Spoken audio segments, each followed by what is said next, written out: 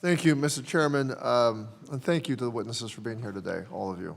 The Department of Education's Office of Civil Rights, or otherwise known as OCR, was created to protect students from discrimination, harassment, and abuse. Mr. Smith, I'd like to begin with you. I'd like to run through some of OCR's statistics from the past year under the Trump administration. Let's check the facts. So last year, OCR reached 0 case resolutions related to sexual harassment and violence, racial harassment, or seclusion, or restraint. Is that correct, as far as you know? As far as I know, that is correct. And from March to September of last year, the administration dismissed 90% of complaints without completing a full investigation, correct? That's what I understand to be correct. And when we say they dismissed 90% of complaints without completing a full investigation, that's not a good thing. I don't believe so, no. There is a backlog of roughly 24,000 pending cases before the Office of Civil Rights, or OCR. Mr. Smith, what other recourse do the students and families who filed these 24,000 cases have if the federal government will not step in to enforce their rights? They oftentimes have no additional recourse. And if I could just flag, my organization actually filed a lawsuit challenging the dismantling of OCR. And speaking directly with our plaintiffs, the one thing they said over and over again was that they feel helpless, that they feel like their students, their children are suffering because of their sex, because of their race, because they have disability, and they literally have no place to turn. So we're talking about students often from low-income families, middle-income families. I mean, accessing the courts is an expensive proposition.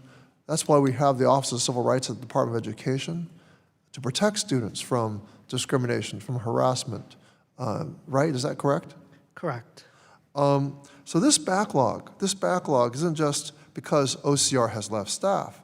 Throughout the Trump administration's second term, Secretary McMahon has redirected staff, resources, and taxpayer dollars to focus on investigating schools they object to politically.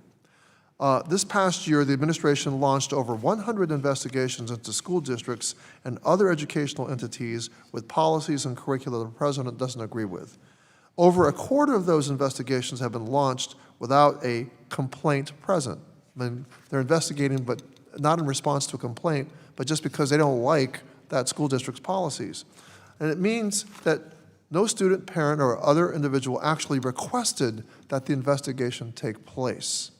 And mind you, we've seen OCR staff reduced, by about half or more.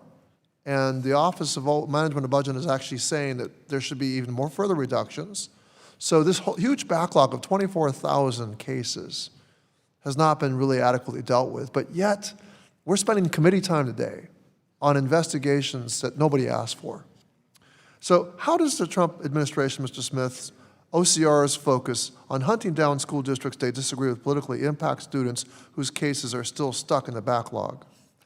Thank you for the question. It's not just the backlog that is troubling. It's the fact that there's been an exponential increase in OCR complaints over the last several years. And so what that means is that there are literally thousands of students across the country who each and every day are experiencing discrimination, and OCR is not responding. Excuse me, so Mr. Smith, I just want to look at some of those cases. Students contacted OCR after repeatedly being touched inappropriately and called slurs by classmates, detailed in this article here.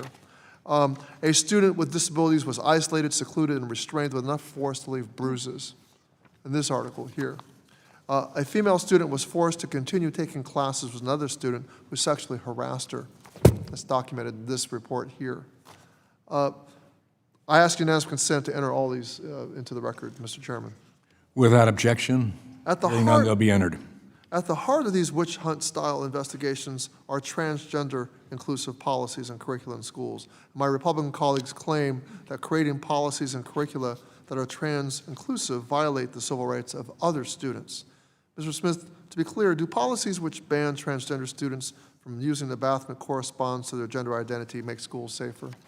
They don't. In fact, we know that transgender students are more likely to be sexually assaulted and harassed in restrooms and in other places throughout their lives.